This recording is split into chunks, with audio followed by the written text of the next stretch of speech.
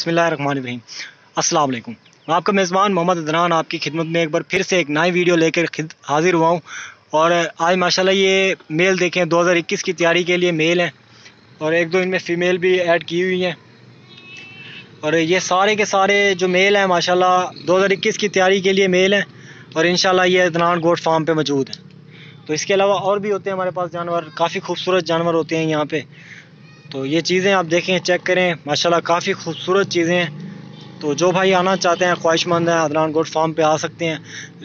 बल्कि लेकिन हम कार्गो नहीं करवाते। कार्गो में लोगों की क्या एक्सपेक्टेशंस होती हैं और चीज़ क्या निकलती है, तो इसलिए हम कार्गो नहीं करवाते। ईमानदारी से कार्गो करवाते हैं। फिर भी अक्सर लोग, मेरा एक दोस्त है लाहौर से, तो उससे मैंने बकरे कार्गो करवाए थे, लेकिन वो खुश नहीं था। तो फिर बकरे मैंने वापस करवा लिए, लेकिन कार्गो बंद कर दिए। कार्गो मैं बिल्कुल नहीं करवाता, क्योंकि बाद की झंझट से अच्छा है कार्गो बंदा ना ही करवाए तो बेहतर है। और ये सारे बकरे आपको 14,000 पुट्ठे के हिसाब से मिलेंगे। तो इंशाल्लाह जो भाई आए रब्ता करे 14,000 पुट्ठे के हिसाब से।